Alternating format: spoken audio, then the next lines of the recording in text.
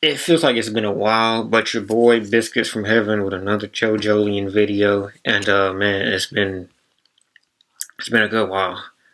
Uh, Chapter 95. I had to get a refresher on what exactly was happening, and I've had the vague remembrance, but like I needed the endings of the past to kind of get to where we are now, and it's just crazy to think about. Uh, it's been like a wave, roller coaster. We've had lows such as I would say Chapter 94 was a, a low and a high. Or Chapter 93 maybe was a little bit lower, but we're definitely back high now. We had the Josuke being incapacitated, and that got resolved. Satofu sneaking around, kind of attacking people at random, specifically Mitsuba. Um, that was cool. I think we kind of, and at least I did. I thought that he had tripped Yasuho and was the one that had her fall down and have her arm, break off. But I don't know. It might have just been dumb luck. Anyway, calamities, as Mitsuba puts it, continues to pile on. And at this point, I don't think anybody else really realizes the how like all these rolling stone of bad luck, how this works, but she knows of his stance, what she does, and no one else really gives it the gravity that it probably deserves. And we get to here where, I said in previous videos, I didn't know exactly how we are gonna get to Yasuho being saved. I assume that somehow she gets saved, right? Because of the simple fact that like you have as people call it the brojo die, but they usually die in a pretty noticeable way, right? Like you take Gyro, um, you take who else would we say? Who else? Who else? Who else? Obviously Caesar. Part three, who would that be? Kakyoin. Kakyoin. They usually die in pretty dramatic ways, right? I think that Araki put enough into the scene for me to think that Yasuho could die, and it would be set up like that. End of that chapter would have led to this chapter would have been way more, build up or something like that. But she wasn't in a position to help the main JoJo, and that's usually another part of a brojo dying. Is that they help the primary guy give him alley oop, and she wasn't in a position to do that. But getting back into this chapter, that's kind of why I didn't think that she could die, but he did a good job of giving us a pump fake. Essentially, the right path is the kind of like the everything that I do is rationalized by doing this, that, this for this right path. It's kind of like if you were to think about other JoJos, if you were thinking about other animators, it'd be like Obito Uchiha, something like that. Oh, bless me. I don't have the COVID, by the way. I'm just terrible allergies. Anyway, you call it Obito Uchiha, And Norisuke is a good person. He was going to like after he saw the right path was, as we see in a couple pages, was not what Jobin is doing. It's not the morally right path anyway. I think he would have threw old girl back to the outlet and gave her a chance. But I don't know, man. I feel bad for Norisuke. And we see that Head Doctor is still there. I think, for me, I feel like this continuation of the, how do you say, calamity.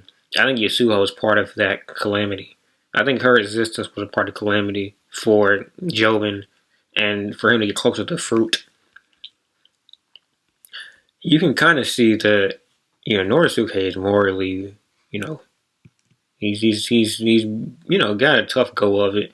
And what's interesting is to see Araki draw this blank figure, try to draw him darker and darker, kind of really epitomize how far he's gone off of the deep end the past couple of chapters.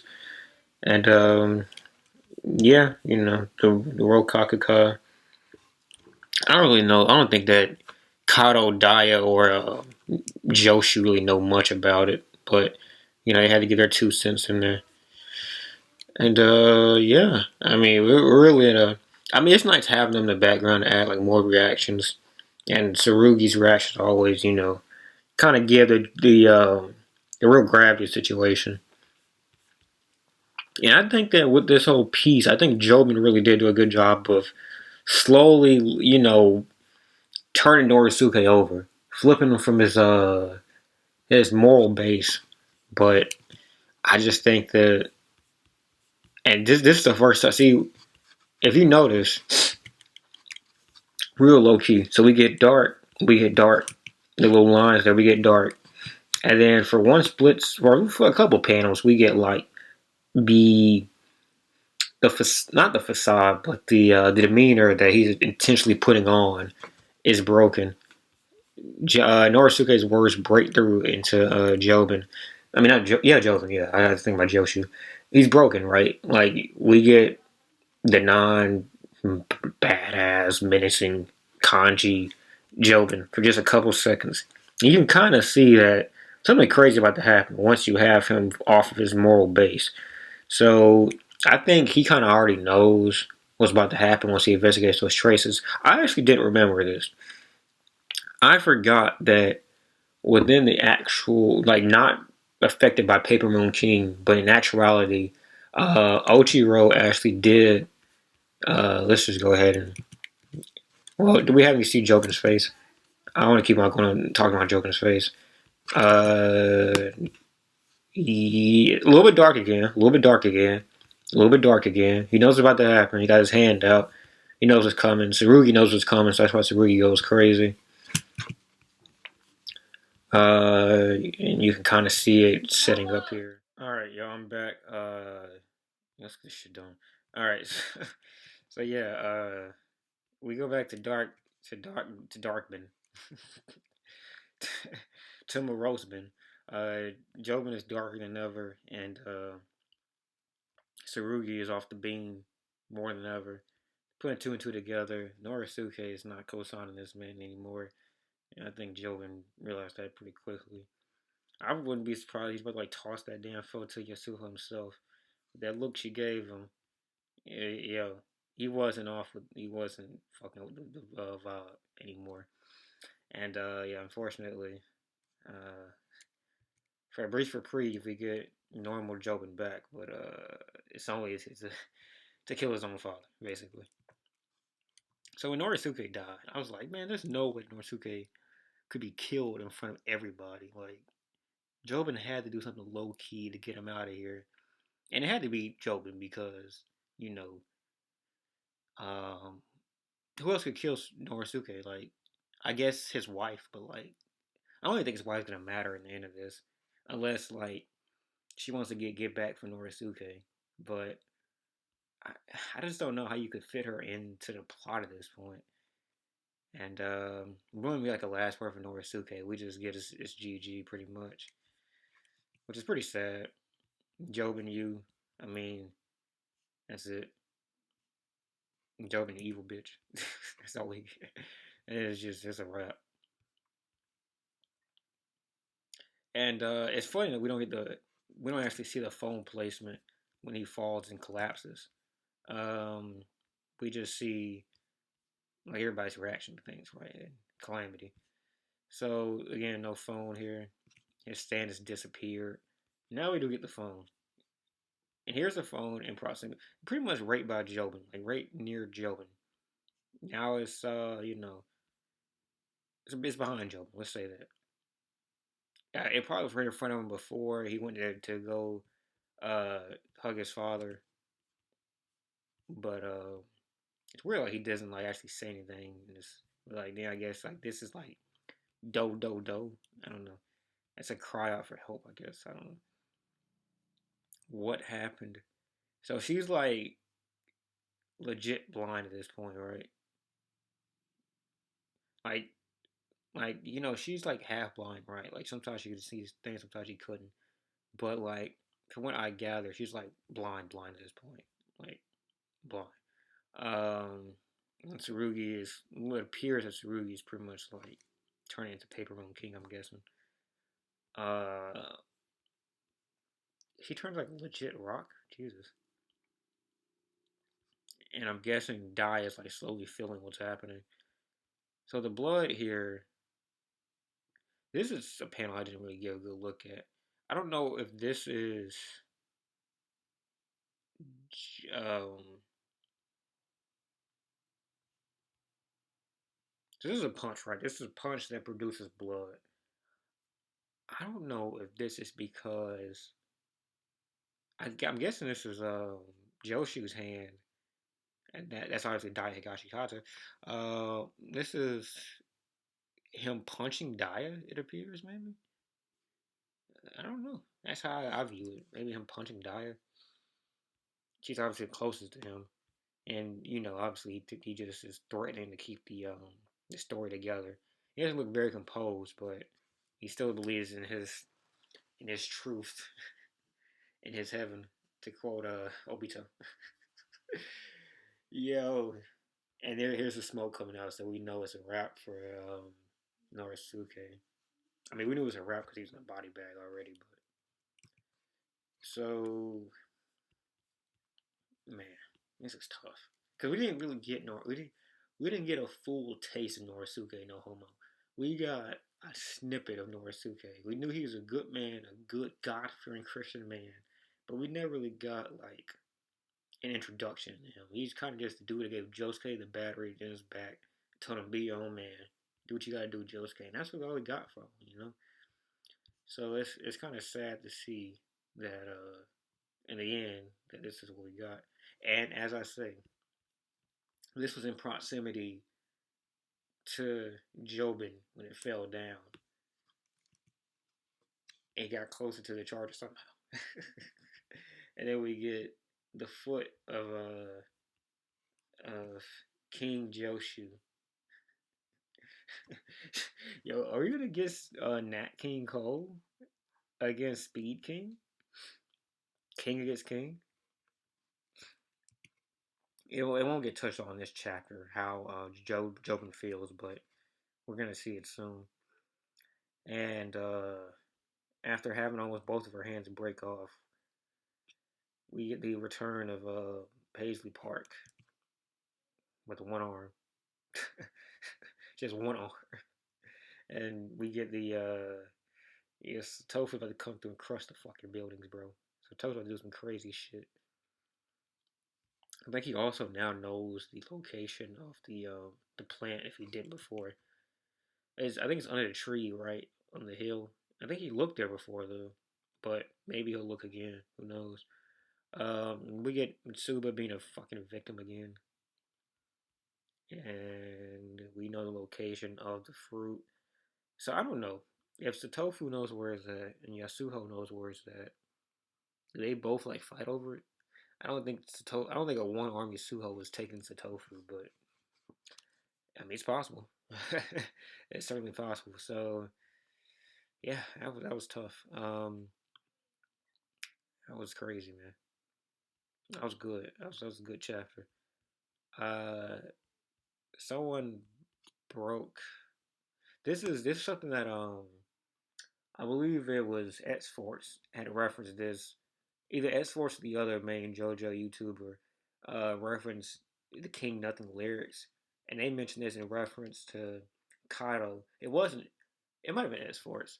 They referenced it in relation to. I think it's Hado. I think Hado's a mom and Kaido's a daughter.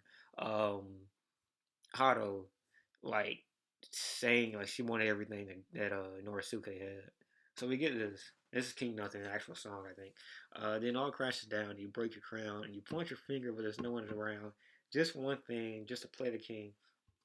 What's cool is that to kill his father, he actually did point his finger to Jobin or to Norisuke. So, and then the castle crumbled as it happens. Castles or crumbling is what basically most people that are important die of or die in a way of showing in JoJo. So that's how it kind of went out for Norisuke as well.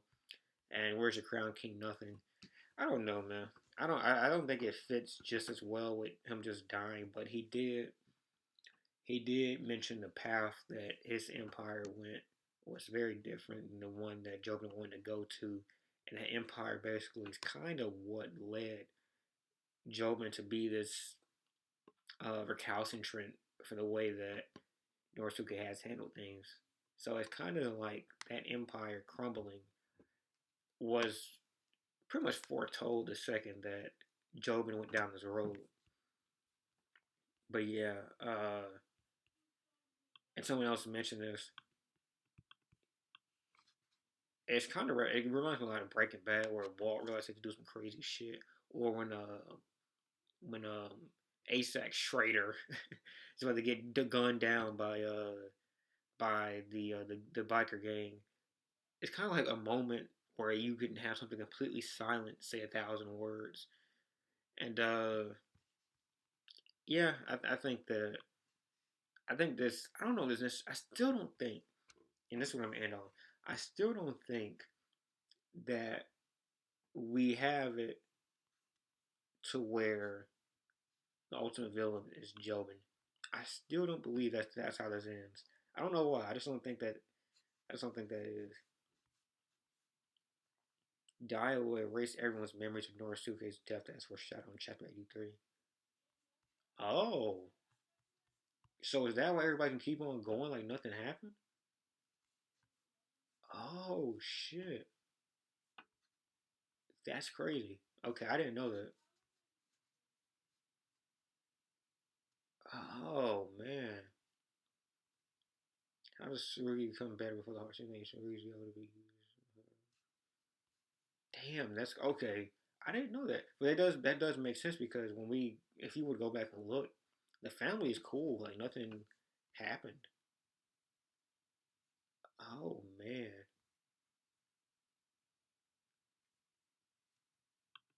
that's crazy. If I was signing up downloads to do this is such a stupid fucking comment. But anyway, shit. Okay, so we pretty much know there won't be any conflict unless Joshu gets a hit in, maybe, and then he has to forget. But it appears that everybody in the family will forget about the death of Norisuke except Jobin and probably Sarugi. That's crazy.